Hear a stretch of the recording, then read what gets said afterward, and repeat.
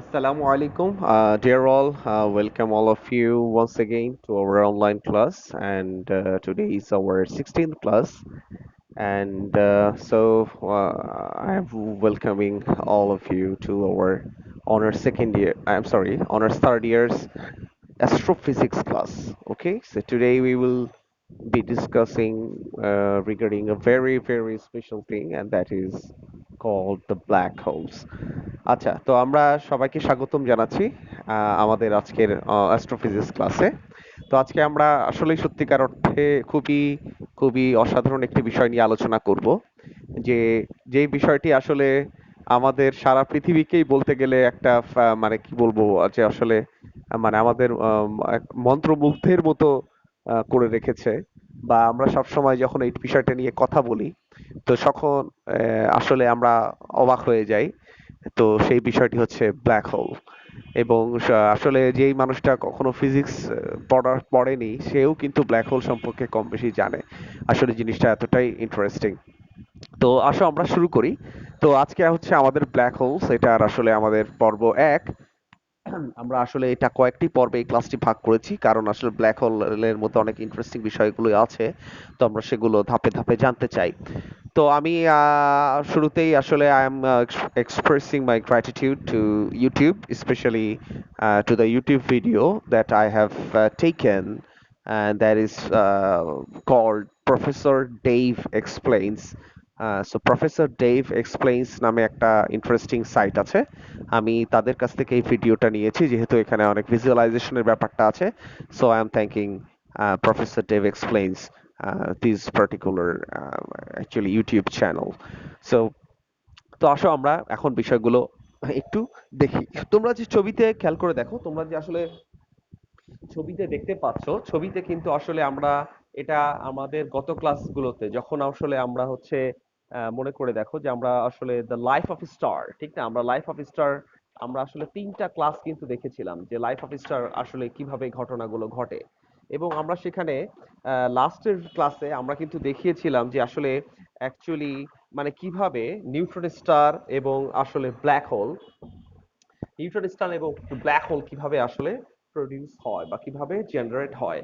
তো আমরা কি দেখেছিলাম, আমরা যদি একটু রিমাইন্ড করি, যে আমরা যেটা দেখেছিলাম যে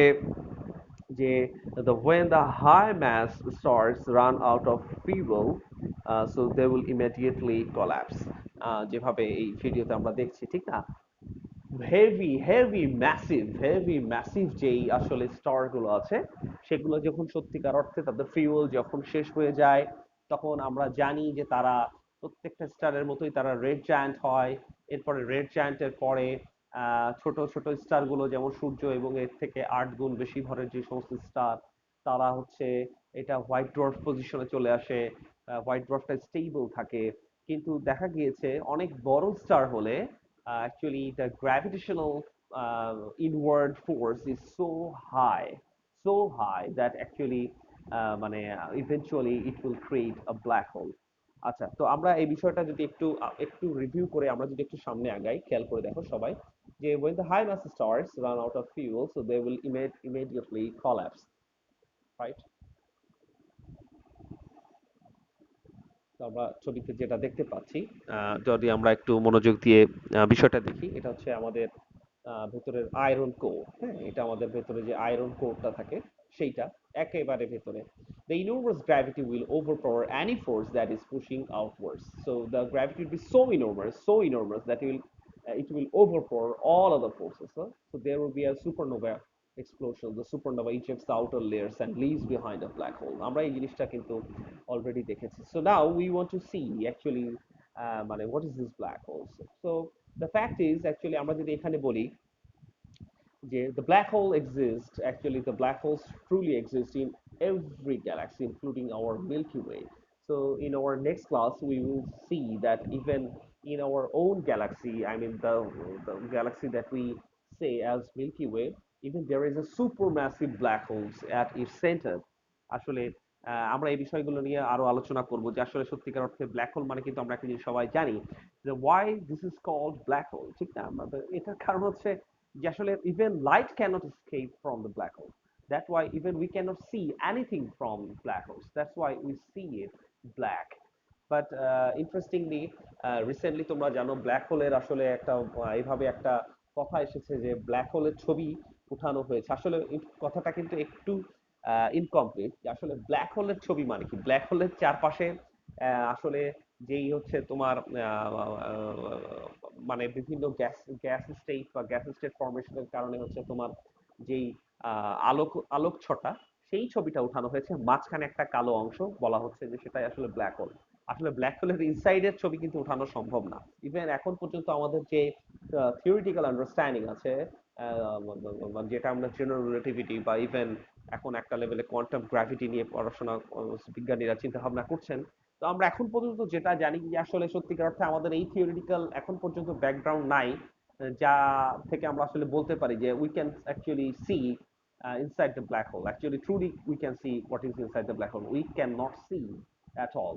মানে এখন পর্যন্ত আমাদের যে আমাদের যে থিওরিটিক্যাল ফ্রেমওয়ার্ক এটা থেকে আমরা বলতে পারি যে আসলে ব্ল্যাক হোলের ভেতরে কি আছে এটা আমরা জানি না হ্যাঁ আমি জানি যে some of you may tell about the Hawking's radiation but Hawking's radiation is something different Hawking's radiation এটা কিন্তু it is not like that something like radiation is coming from inside the black hole actually it's not like that আসলে এটা কিন্তু সত্য না এটাও আমরা ইনশাল্লাহ আমাদের এই ব্ল্যাক হোল নিয়ে যে ক্লাসগুলো আছে আমরা এটা দেখবো যে বরঞ্চ হকিংস রেডিয়েশনের ব্যাপারটা হচ্ছে ব্ল্যাক হোলের বাইরে যে ইভেন্ট হরাইজনে সেখানে সেই ব্যাপারটা ঘটে সেটাও আমরা ইনশাল্লাহ দেখবো কিন্তু এটা এরকম কিছু না যে ব্ল্যাক হোলের ভেতর থেকে কোনো কিছু বাইরে বের হয়ে আসছে বলা হয়ে থাকে এখন পর্যন্ত আমি বারবার এই কথাটা কেন বলছি যে আসলে মানে মানে in the coming future no one knows what is actually going to be happen because হতে পারে এমন কোনো থিওরিটিক্যাল ফ্রেমওয়ার্ক বা থিওরিটিক্যাল ফর্মুলেশন আসলো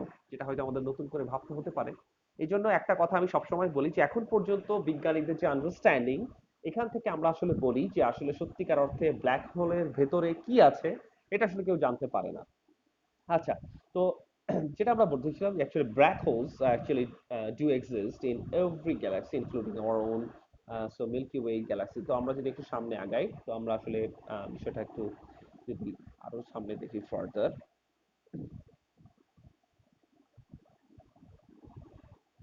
এটা কিন্তু এই যে তোমরা যে আসলে ছবিগুলো আগের ছবিটা দেখলে এগুলো কম্পিউটার জেনারেটেড মুভি সো ছবি তো আসলে what are the black holes truly ঠিক না সো খেয়াল করে দেখো যে আমরা যদি এই জায়গাটা একটু দেখি যে general relativity so according to general relativity এই জিনিসটা এই জায়গাটা একটু আমি যদি টেনে দিই কথার কথা আমি যদি একটু ধরো চেষ্টা একটু টেনে দিই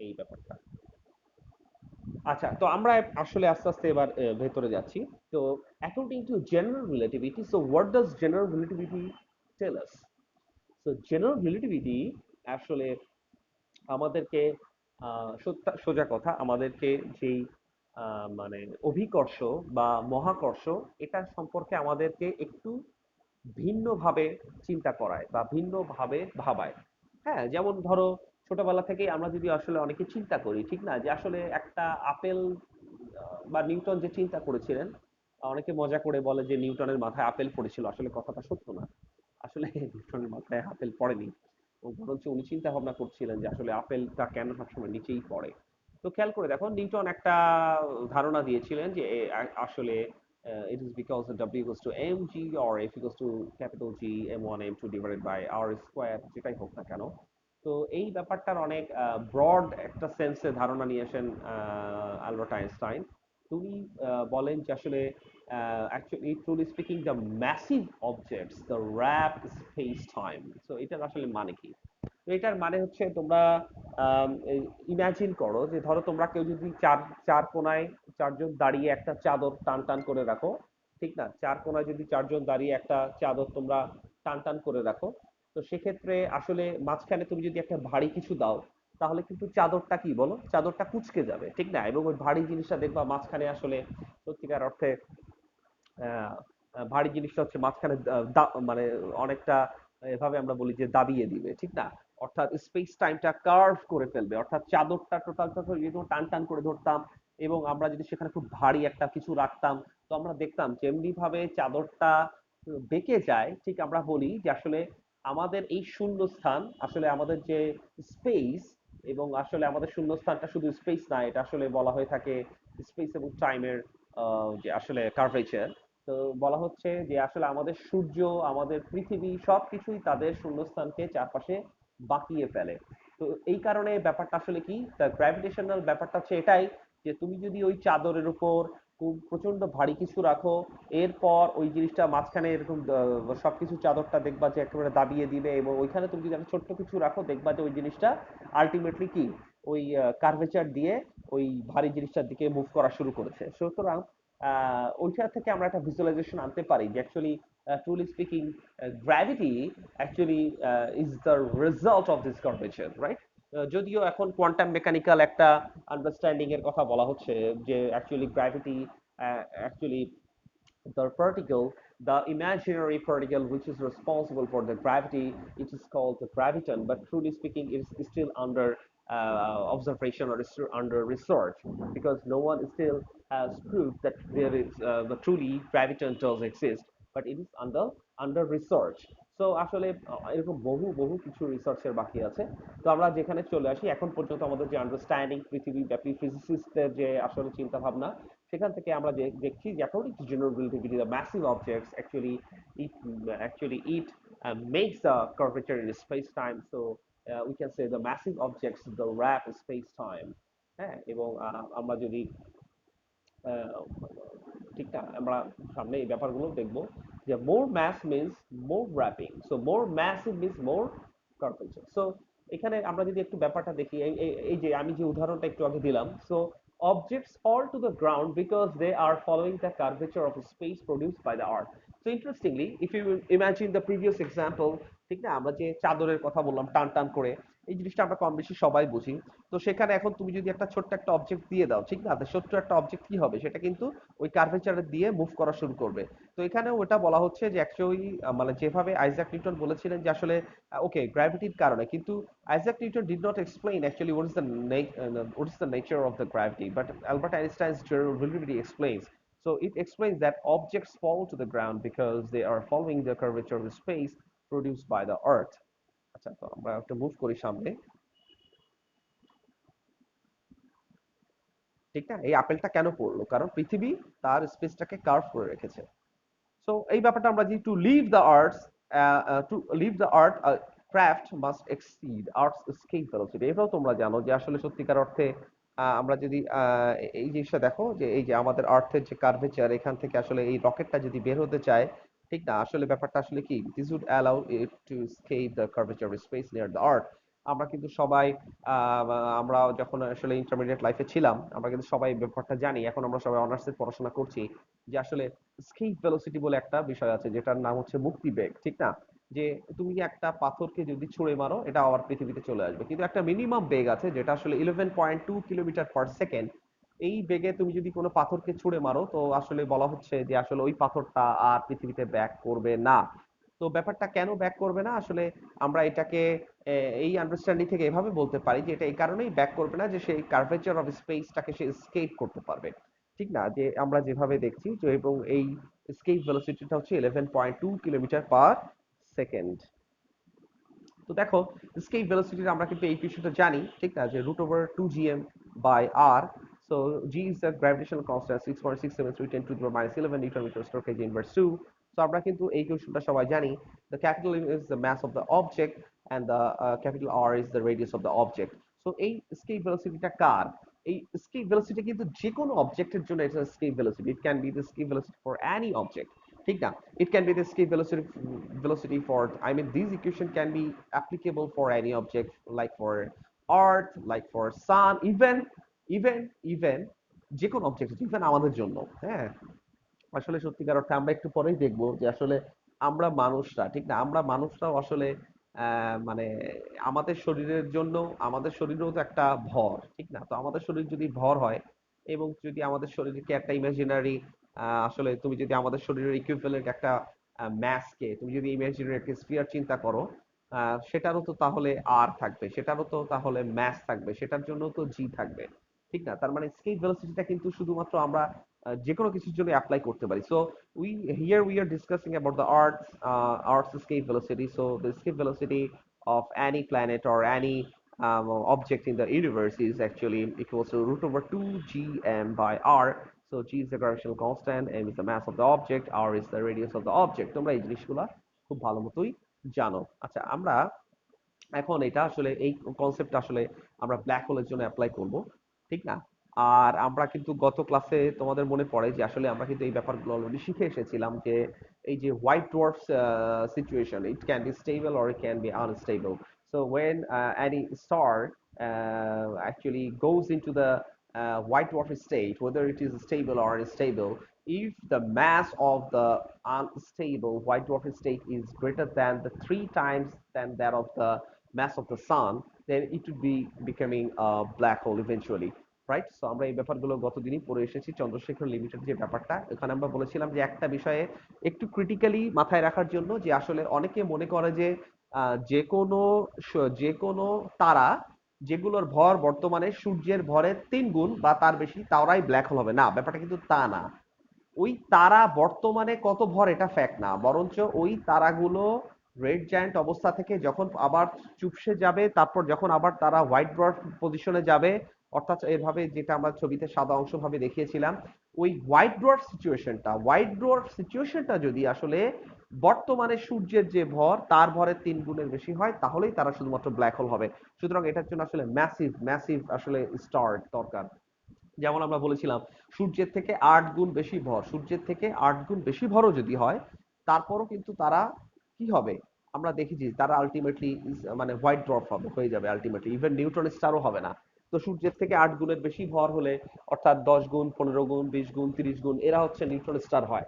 এবং আরো বিশাল বিশাল তারকাগুলো এরা আসলে আলটিমেটলি ব্ল্যাক হোল হয়। আচ্ছা, তো আমরা এই বিষয়গুলো আগেই দেখেছিলাম, এই জন্য আসলে ওই ব্যাপারটা আজকে গেলাম না, আজকে আমরা স্কেপ ভেলোসিটি দিয়ে বুঝাবো। তো এটা হচ্ছে আমাদের আর্থের স্কেপ ভেলোসিটি বা আমাদের ইউনিভার্সের যে কোনো অবজেক্টের স্কেপ ভেলোসিটি আমরা এভাবে বলতে পারি, ঠিক আছে? সো যেটা বললাম, the escape velocity of the earth 11.2 kilometer per second.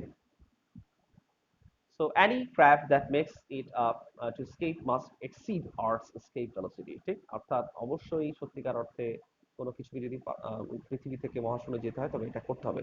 তো আচ্ছা, তো এই ব্যাপারটাও আমরা কিন্তু অলরেডি জানি, সেটা হচ্ছে the smaller radius means a greater escape velocity. খেয়াল করো, এখানে কিন্তু আবার জিনিসটা একটু বুঝতে হবে। মানে keeping the mass keeping the mass constant, keeping the mass constant, অর্থাৎ এখানে যদি ম্যাসটা কনস্ট্যান্ট হয়, অর্থাৎ if we say the mass of both grid sphere, I mean the larger one and the smaller one, এই যে লার্জার একটা sphere আছে আর স্মল একটা স্ফিয়ার আছে, তাদের ম্যাস যদি দুটোরই সমান হয়, খেয়াল করে দেখো, তার মানে কি, যখন আর আরটা কমবে, তাহলে ভি স্কেল অর্থাৎ স্কেপ ভেলোসিটিটা বাড়বে। আবার ম্যাস কমলে কিন্তু আবার ব্যাপারটা হলো না, ঠিক না? কারণ ম্যাস কমা মানে স্কেপ ভেলোসিটি কমা। তো আমরা বলছি যে ম্যাসটা যদি একই হয় কিন্তু রেডিয়াস যদি কম হয়, তার মানে আলটিমেটলি কি হবে, স্কেপ ভেলোসিটিটা বাড়বে। আচ্ছা, খেয়াল করো। আচ্ছা, তো আরেকটা জিনিস খেয়াল করে আমরা দেখলাম যে a greater density means a more profound curvature, ঠিক না? তো এই কথাটা আসলে কেন আসলো, কথাটা আসলে খুব সহজ। আচ্ছা, so actually what is actually density, তাই না? ঘনত্ব, rho equals to M by V, rho equals to m by v. So think, so if you keep the m constant, so and if you decrease v, so rho would be increased, ঠিক না? তুমি rho equals to M by V, তুমি যদি M K constant রেখে তুমি যদি V K ছোট করো, তাহলে আলটিমেটলি কি হবে, রো বেড়ে যাবে। তো রো বেড়ে যাওয়া মানেই হচ্ছে আসলে সত্যিকার অর্থে ওই বস্তুটা তার চারপাশের যে স্পেস এটাকে আরো বেশি কার্ভ করবে, এই জন্য বলা হচ্ছে greater density means a more profound curvature.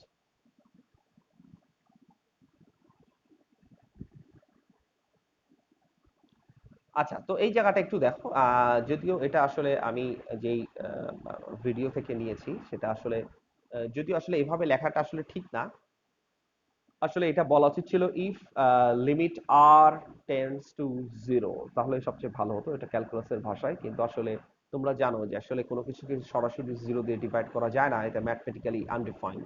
So however, so for the timing just imagine this one, so if r tends to zero, I mean, if keeping the mass constant, if the radius of the sphere tends to zero, then the escape velocity of that particular sphere would be infinite, would be infinite, ঠিক না? এই কনসেপ্টটা কিন্তু আমরা সবাই কম বেশি বুঝি, ঠিক না? যে অর্থাৎ সত্যিকার অর্থে আমাদের আর্থের বর্তমান যে ম্যাস, এই ম্যাসটাকে যদি আমরা যেভাবে আছে ওভাবেই রাখি এবং কিন্তু আস্তে আস্তে আস্তে আস্তে আস্তে যদি এর রেডিয়াসটা কমিয়ে দিই, তাহলেও কিন্তু সত্যিকার অর্থে এইটার এস্কেপ ভেলোসিটিটা অনেকটা ইনফিনিটি পর্যায়ে চলে যাবে। তো সেটার কথাই বলা হচ্ছে। তো এই কথাগুলো আমরা আসলে কেন আসলাম, কারণ সত্যিকার অর্থে what is the meaning of escape velocity? Escape velocity মানে হচ্ছে পৃথিবী পৃষ্ঠ থেকে বা যে কোনো মহাজাগতিক বস্তুর পৃষ্ঠ থেকে কোনো বস্তু কত সহজে বের হয়ে যেতে পারে। তো কেন এস্কেপ ভেলোসিটির আলোচনাটা আসলো? কারণ আমরা এখন চেক করে দেখব যে আসলে সব থেকে স্পিড কোন জিনিসটার এই মহাবিশ্বে? অবশ্যই লাইটের। So light can move at the speed of 3 into 10 to the power 8 meter per second, or 3 I mean 0.3 million kilometer per second, or 300,000 kilometer per second we can say. So interestingly, তার মানে আমাদের খেয়াল করে দেখো যে সত্যিকার অর্থে আমরা যে জিনিসটা বলি যে আসলে সত্যিকার অর্থে আমরা যদি পৃথিবী থেকে, খেয়াল করো, 11.2 কিলোমিটার পার আওয়ার বেগেই ছুড়ে মারি, তাহলে সেটা মহাশূন্যে চলে যাবে। আচ্ছা, আমরা যদি পৃথিবী থেকে 11,000 কিলোমিটার পার সেকেন্ডে ছুড়ে মারি, তাও মহাশূন্যে চলে যাবে। মজার ব্যাপার হচ্ছে ব্ল্যাক হোল এমন একটা মহাজাগতিক বস্তু যেখানে তুমি কোনো কিছুকে যদি ব্ল্যাক হোল থেকে 2 লক্ষ কিলোমিটার পার সেকেন্ডেও ছুঁড়ে মারো, তাও সেটা যাবে না, তাও যদিও ওটার ম্যাস আছে। আর এটা তো যাবেই না, যেটা লাইট, যারকে বলা হয় যার রেস্ট ম্যাস জিরো। আসলে এই রেস্ট ম্যাসের ব্যাপারটা আরো একটা ইন্টারেস্টিং ব্যাপার, এটা আমরা ইনশাল্লাহ পরে কোনো এক সময় আলোচনা করব। রেস্ট ম্যাস ছোট্ট করে একটু বলি। রেস্ট ম্যাস মানে কিন্তু এই না লাইটকে কেউ আসলে রেস্ট অবস্থায় নিয়ে এসে মেপে দেখেছে লাইটের mass zero. No, rest mass zero মানে কি আজ পর্যন্ত লাইটকে কেউ রেস্ট অবস্থায় দেখে নাই, ঠিক না? ইন্টারেস্টিং এই ব্যাপার, কারণ লাইটেরও কিন্তু মোমেন্টাম আছে। আমরা এগুলো আস্তে আস্তে ইনশাল্লাহ শিখবো, যেহেতু আমাদের অ্যাস্ট্রোফিজিক্স কোর্সে এই ব্যাপারগুলো আছে। তো যাই হোক, তো যেটা বলছিলাম, তো সত্যিকার অর্থে ব্ল্যাক হোল এমন একটা object, even light cannot escape from black hole. That's why we say the escape velocity of black holes actually it is even greater than the light, বুঝছো? আচ্ছা, আমরা আসছি সেই পর্যায়ে আস্তে আস্তে। তো খেয়াল করে দেখো, তো আমরা যে জিনিসটা বললাম যে আসলে সত্যিকার অর্থে আহ, আমরা আসলে যদি এই ব্যাপারটাকে এইভাবে বুঝি, ঠিক না, যে আসলে escape velocity of a regular star, যেমন আমাদের সূর্যের মতো যেই সূর্যের স্কেপ ভেলোসিটি, তার মানে সে এই যে তার চারপাশের কার্ভটাকে অনেক বাঁকায় দেয়, কিন্তু নিউট্রন স্টার তার চারপাশের কার্ভকে আরো অনেক বেশি বাঁকিয়ে দেয়। কিন্তু সত্যিকার অর্থে ব্ল্যাক হোল তার চারপাশের কার্ভকে এত বেশি বাঁকিয়ে দেয় যে আসলে nothing can escape, not even the light. তো এটাই বলা হচ্ছে,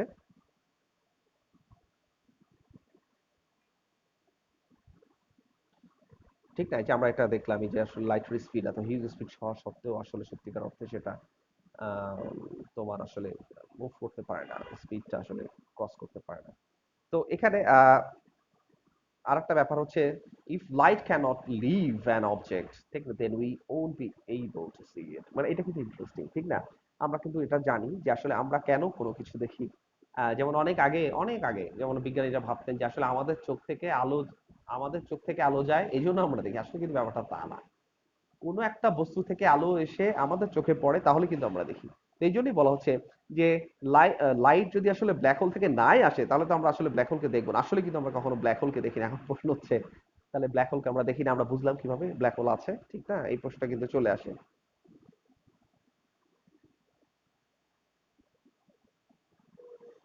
আচ্ছা, ওই প্রশ্নটা নিয়ে আমরা পরে আলোচনা করব ইনশাআল্লাহ সামনের ক্লাসে। তো এখন যেটা দেখি যে আসলে সো escape velocity equation হচ্ছে এইটা। So anything with an escape velocity greater than the speed of light, এই দেখো ইন্টারেস্টিং।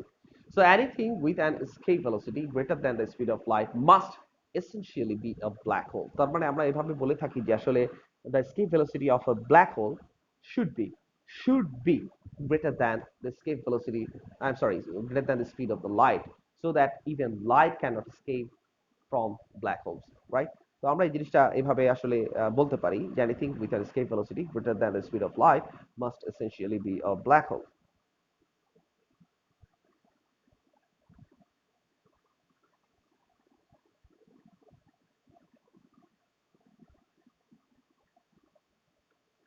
সো দেখো, এখানে আমরা জাস্ট এটা জাস্ট হচ্ছে আমাদের হচ্ছে জাস্ট হচ্ছে একটা ট্রিকি ম্যাথমেটিক্যাল ফর্মুলেশন।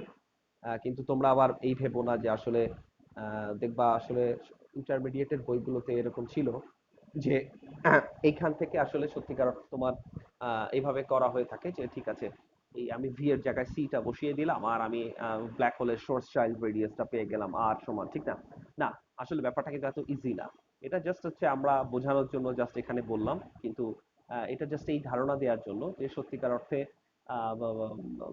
অর্থাৎ আমরা যদি এখানে ভ্যালুটা সি বসাই তাহলে আমরা আসলে এখানে কি মানটা পাই এটা জাস্ট দেখার জন্য। দেখো তাহলে আর সমান সমান 2gm/c², ঠিক না? So we can plug in any mass and find the Schwarzschild. Schwarzschild, he was a German physicist, and so this is named after Schwarzschild. Black hole namta, it was named by John F. Wheeler. He was an American physicist. So এবং black hole, it was predicted by general relativity that black hole does exist. আচ্ছা, তো যেটা বলছিলাম যে সত্যিকার অর্থে এই ইকুয়েশনটা যদি আমরা একটু দেখি, এটা আমরা কেন বললাম? এটা মানে এখান থেকে আমি ব্ল্যাক হোলের ইকুয়েশন বের করে ফেললাম? No, it's not like that. এটা এই কারণেই বললাম যে আসলে আসলে এনি অবজেক্ট মানে তুমি যদি এই ইকুয়েশনটাকে ফলো করো, ঠিক না, তুমি আসলে একটা তাকে একটা ব্ল্যাক হোলে পরিণত করতে পারো। এইভাবে আমরা ইন্টারেস্টিংলি বলতে পারি যে সোজা সোজা কথা যে আসলে আহ, একটা ছোট্ট একটা লোহার গোলক বা ছোট্ট একটা গোলক, ঠিক না, তারও তো একটা ম্যাস আছে, তারও তো একটা কিছু আছে, ঠিক না? তো তাকেও যদি আমি আসলে ইকুয়েশন অনুযায়ী ফলো করি তাহলে সেই জিনিসটাও কিন্তু আসলে ব্ল্যাক হোলে পরিণত হতে পারে। কিন্তু আমরা কিন্তু এই টাইপের ব্ল্যাক হোল গুলো দেখি না, কারণ কোনো কিছু এত এত এত এত ছোট হওয়া ম্যাস ইনট্যাক্ট রেখে সম্ভব না, ঠিক না? যে কারণে আমরা আমাদের চারপাশে আমাদের পরিবেশের চারপাশে এইভাবে দেখি না, কিন্তু এটা থিওরিটিক্যালি কিন্তু সম্ভব।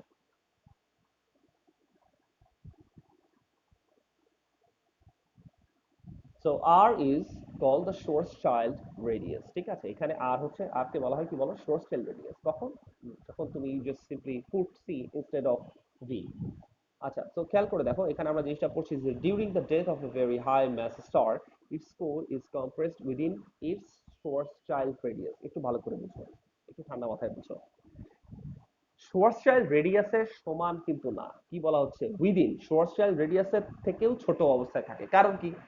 কারণ ব্ল্যাক হোল মানে তো স্কেপ ভেলোসিটি সি না, সি থেকেও বড়। আমার কথা আশা করি তোমরা বুঝতে পেরেছো। তার মানে কি, সি বসালে আমরা একটা Schwarzschild রেডিয়াস পাই, ঠিক না? কিন্তু এই Schwarzschild রেডিয়াসের আরো ভেতরে হচ্ছে ব্ল্যাক হোল, ঠিক না? তো এই জন্য বলা হচ্ছে during the death of a very high mass star its core is compressed within its Schwarzschild radius.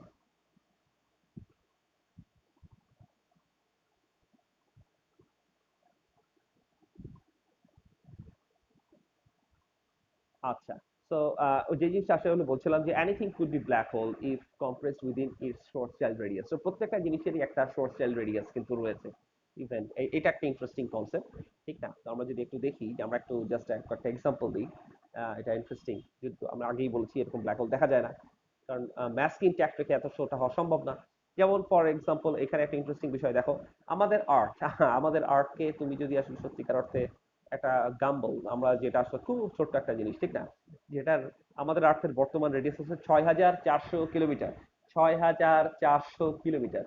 আমাদের আর্থকে, আমাদের আর্থের ম্যাসকে ইনট্যাক্ট রেখে তুমি যদি এটার রেডিয়াস, অর্থাৎ বলতে পারো যে এইটার রেডিয়াস যদি তুমি 0.9 centimetre, even less than 1 centimetre তুমি যদি করতে পারো তাহলে it would be a black whole.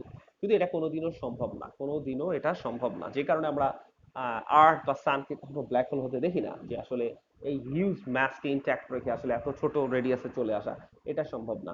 Even আমরা যদি আরেকটা জিনিস দেখি, ইন্টারেস্টিং একটা উদাহরণ,